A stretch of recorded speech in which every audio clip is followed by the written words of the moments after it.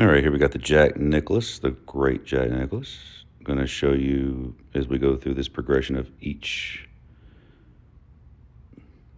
person. Great player. You'll kind of, and I'm going to go real slow because what he does here is so slight to break up inertia and to move his pressure mass left just that little bit. I want to kind of put it right behind that guy in the blue shirt, and you'll see him press just a little bit left and a little bit right before it takes away. Jack Grout taught him to roll his ankle to do this, so he pushed with the right ankle, but it's so slight that it's really more of a body press. See that? And then when he presses his body, then it goes back right, and then the club goes away. It's so slight. And this is where success leaves clues, guys. Every single great player in the history of the game did some form of this. And if you're not doing this, then you will not be a great ball striker. You will struggle. Because this little bit right here pushes his weight left, then right, then the club goes away. So his ankle's already rolling. His knee pressure's already going back left. He's not having to do diddly squat. He can throw it if he wants to. So you can see how his weight is shifted now left. The dude in the blue's gone. Right, shifted left 6 inches or so to the left, yep. And then from there, the mass goes backwards. As you can see, he's going backwards right now. See? And his spine's tilted the other way because he's counterbalancing the weight. He's not doing anything with his hands, wrists, and forearms.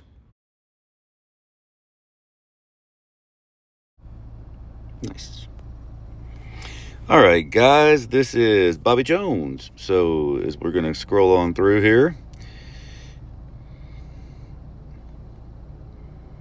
going to go right to that point right there where I'm using the On-Form app. So this is, when you send me a video of your golf swing, this is what I would be doing for you, okay?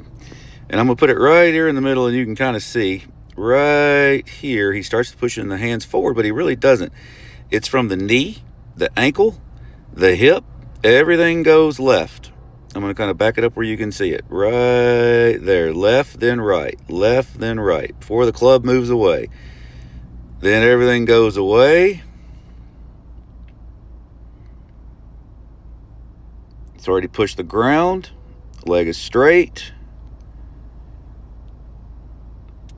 There comes kind of like that Sam Snead squat-ish in a way. We'll get to that in a little bit. You can kind of see how that side is leaning that way, and as it comes down, leg straightens. And everybody's going to have their own unique little fingerprint on how they grip the club and if they move their legs more or not. But just watch this little trigger right there. Left, then right. Before the club even moves away. Then the club is all it's doing is following that mass as it moves. He has a little more rotation in the hip, so the golf club wants to go behind him a little bit, right? And he has a little bit lighter grip with the equipment that he had, so a little bit more cocking of the wrists and all of that. Just softer hands and arms. If he was to tighten up his hands and arms and not be quite as rotary, he'd be as simple as like a Scotty Scheffler. So success leaves clues. There we go once more.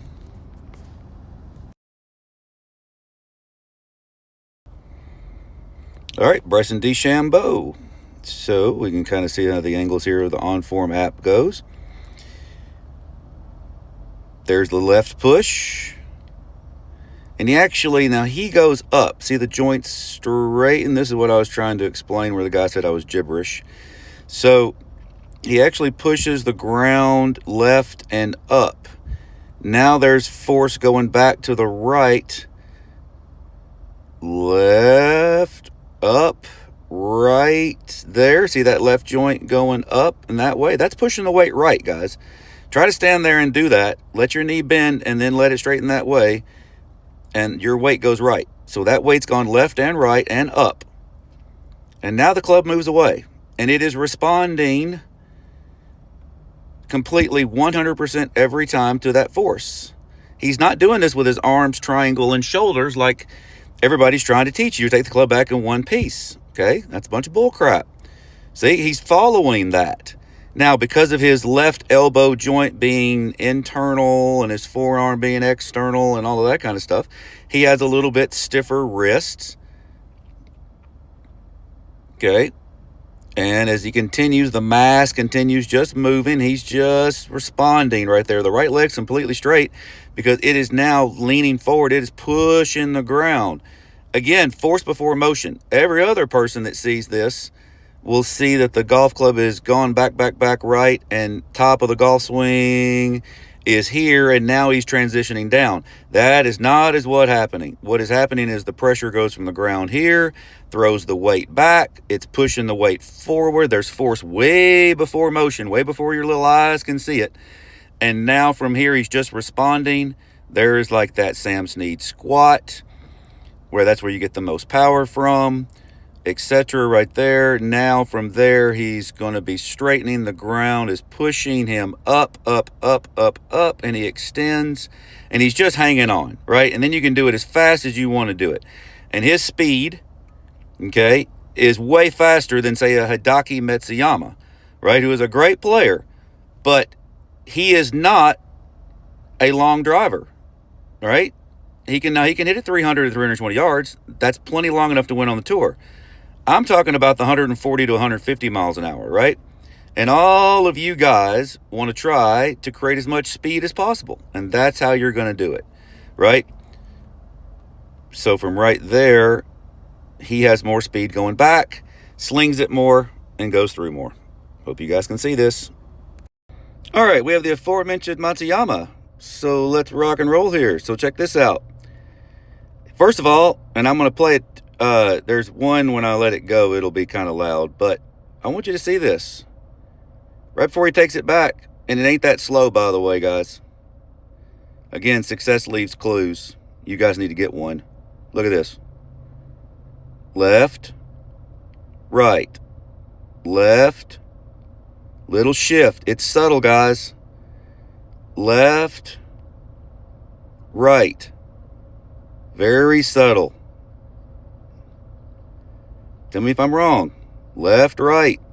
Club follows that. It gets to the top. It ain't that. That's not a long pause. That just, you actually think that he's pausing. Dude, I'm running this in slow motion. You tell me if it stops. Again, what you guys think you're seeing and seeing are two different things. Left, right. Club moves away. Just following. Weight right there is already pushing the ground back left. Now you see the motion, and now you guys think what you see is at the top of the golf swing, him starting the golf swing and pushing the ground now, but it's already been pushed the ground way before. And then here's it. And that's the reason why he can hit it 300 plus yards. And if he wanted to hit it further, he would just push the ground harder. This is not a hard concept. You want more speed, you push the ground harder. Push the ground more up, you go more vertical. You push it around, you go more around. You push it more down, you go more up. You push it a little more out, you go out the other way. It all depends on the matchup of your grip.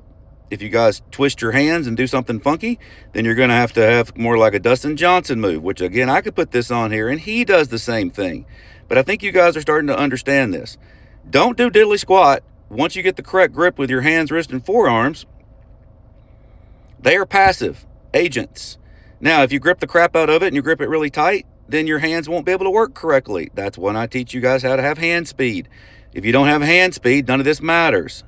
So you have to have hand speed. You have to push the ground. Right here, he's already re-pushing the ground back and then letting it go.